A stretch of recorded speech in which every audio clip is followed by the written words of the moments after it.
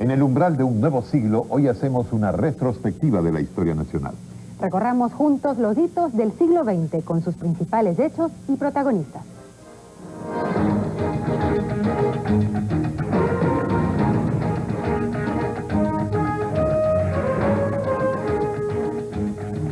Bienvenidos amigos, el siglo XX se inició en el Ecuador con los magníficos auspicios de cambio introducidos por la Revolución Liberal.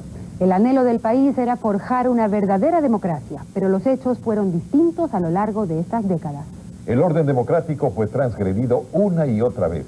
Es así como la historia de estos 100 años giró entre gobiernos de elección popular y numerosos regímenes de facto.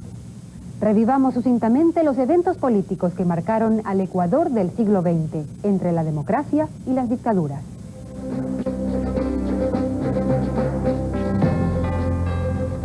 A inicios de siglo, la Revolución Liberal pone en vigencia los derechos civiles y sociales y emprende un programa de integración económica. El Estado laico toma forma y la doctrina neoliberal penetra en todos los estratos.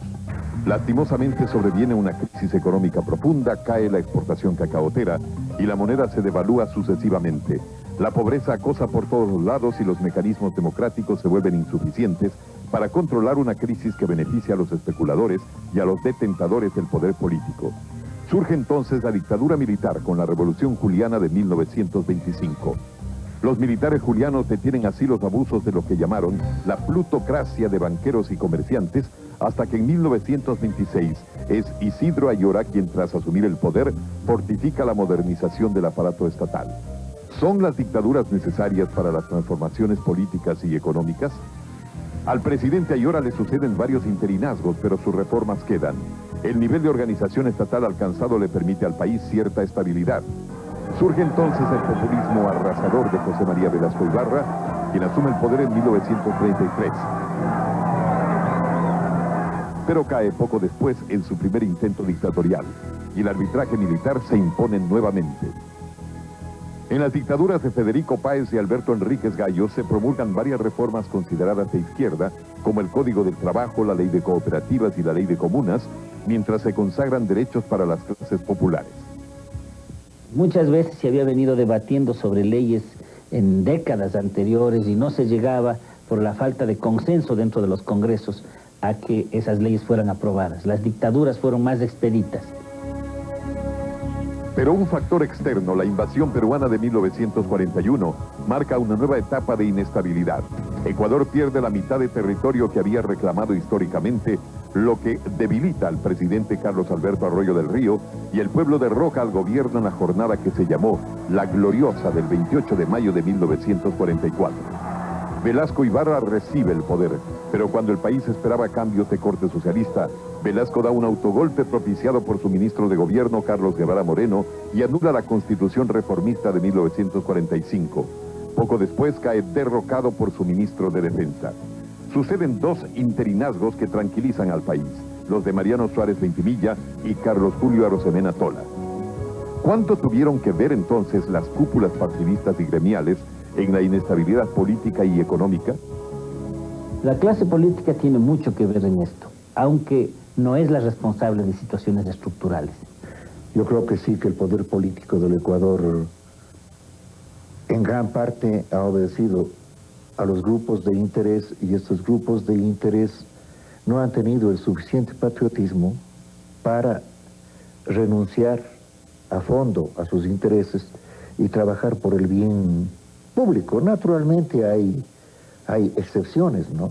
Y por eso la democracia del Ecuador ha sido un poco de ficción, ¿no? En la segunda mitad del siglo corresponde al presidente Galo Plaza Lasso forjar una nueva etapa, esta de tranquilidad y progreso. Gracias al camino de prosperidad abierto por Plaza, los gobiernos que le suceden, el tercer velasquismo y el de Camilo Ponce Enríquez, logran terminar sus periodos. En los años 60 se inicia la etapa del reformismo. Velasco Ibarra vuelve a la contienda política y gana las elecciones de 1961. Votemos por Velasco Ibarra y aseguremos la grandeza de la patria. Sus obras atestiguan. Pero su enfoque populista no logra articular reformas que en nuestro país se discutían al calor de las tesis que dominaban el mundo. Y en poco tiempo Velasco es derrocado por el Congreso, mientras su gobierno es definido como el de los enloquecidos por el dinero. Un nuevo golpe militar sobreviene para derrocar en 1963 al presidente Carlos Julio Arosemena Monroy al calor de la corriente anticomunista que invadía la dirección política en Latinoamérica. Pero el régimen de derecho retorna con una asamblea constituyente y 2 interinazgos, los de Clemente Yerovi y Otto Arosemena Gómez. En 1972 un golpe militar termina con el 5º y último velasquismo. Velasco había roto por 4ª vez la Constitución. La última dictadura de este siglo tuvo 2 etapas, una reformista con el general Guillermo Rodríguez Lara y otra que terminó entendiéndose con los tradicionales grupos de poder.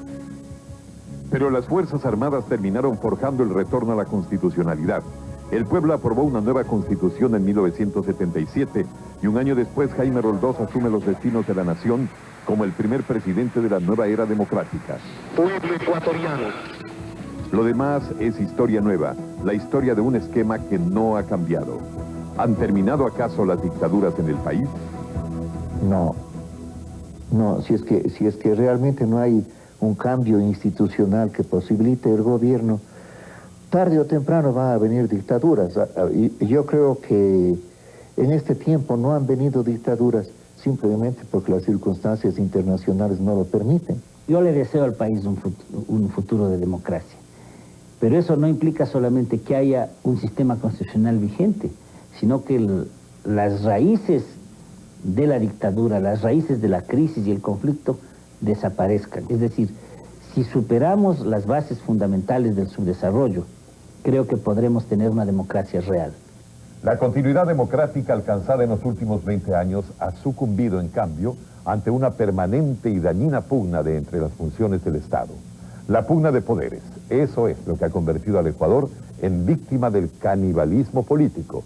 Así el Ecuador entra en un nuevo siglo sin haber podido afianzar la validez del sistema democrático.